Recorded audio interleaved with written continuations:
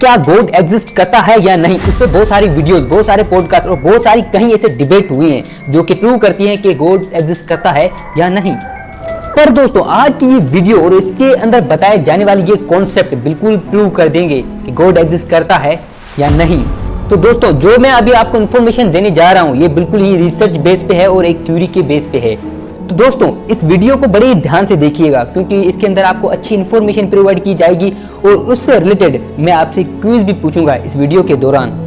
तो आइए वीडियो को करते हैं स्टार्ट।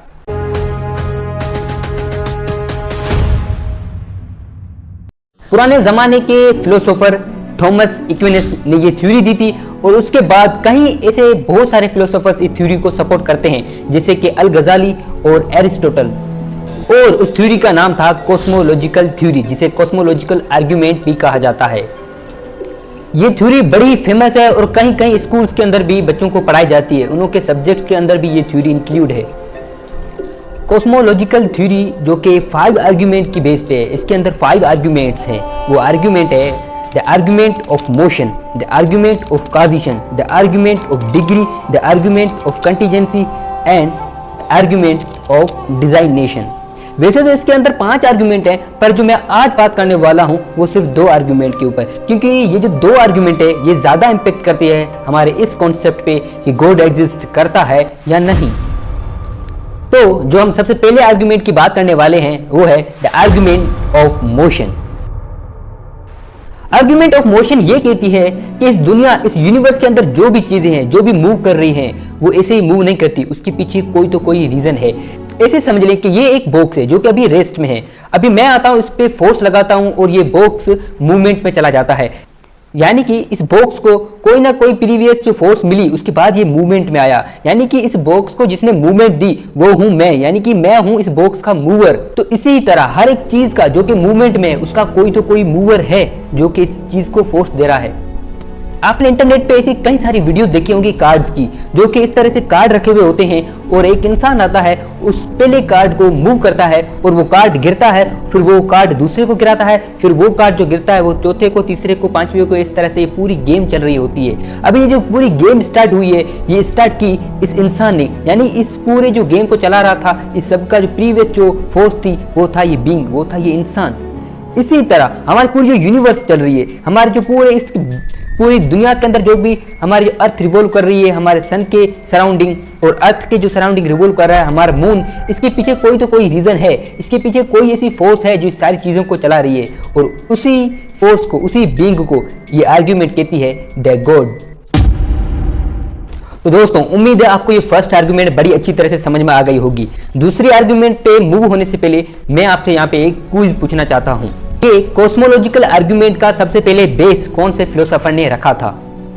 अल गजाली ने, थॉमस एक्विनस ने, अल्बर्ट आइंस्टाइन ने या एरिस्टोटल ने?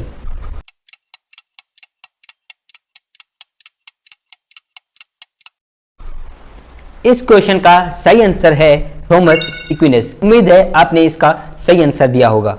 आइए बढ़ते हैं दूसरी आर्गुमेंट पे, द आर्गुमेंट ऑफ डिजाइनेशन।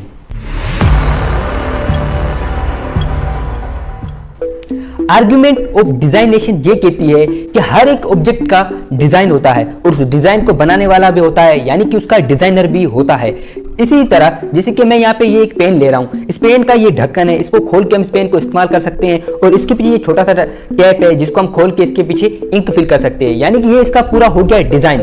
अभी इसका डिजाइन करने वाला कोई तो कोई है, इसकी जो कंपनी थी जिस कंपनी ने इस मार्कर को बनाया वो कंपनी है इस चीज की डिजाइनर। ये आर्गुमेंट बिल्कुल इसी तरह यही कहती है कि इस यूनिवर्स के अंदर जो भी चीजें हैं अपने टाइम पे, अपने डिसिप्लिन पे और बिल्कुल अपने काम से काम रख रही हैं, यानी कि पूरा ये डिजाइन किया हुआ है। जैसे कि धरती अपनी एक्सिस पे घूम रही है, सन के सराउंडिंग में रिवॉल्व कर रही है और दूसरे ऐसे कई प्लैनेट्स जो कि अपने ही सही टाइम पे और बिल्कुल सही एग्जैक्ट परफेक्टली काम कर रहे हैं। ये पूरा जो डिजाइन, ये कोई एक्सीडेंट नहीं, ये कोई इंसिडेंट नहीं है, जो कि अपने टाइम पे हो रहा है, दिन और रात अपने टाइम पे हो रहे हैं, यानी कि हर एक चीज कितनी अच्छी तरह से डिजाइन की गई है। इस पूरे डिजाइन का कोई तो कोई बनाने वाला है, कोई तो डिजाइनर है जो कि इस पूरी यूनिवर्स को, जिसने इस पूरी यूनिवर्स को डिजाइन किया है, उस पूरी यूनिवर्स को चला रहा है और उसी बीइंग को, उसी डिजाइनर को ये थ्योरी कहती है द गॉड। यहाँ पे मैं आपसे एक दूसरा क्विज पूछने जा रहा हूँ जो कि आपका vision level, vision power check करेगी। इस वीडियो में मैंने एक मार्कर दिखाया था, वो मार्कर कौन सा था? मार्कर ए, मार्कर बी, मार्कर सी या मार्कर डी?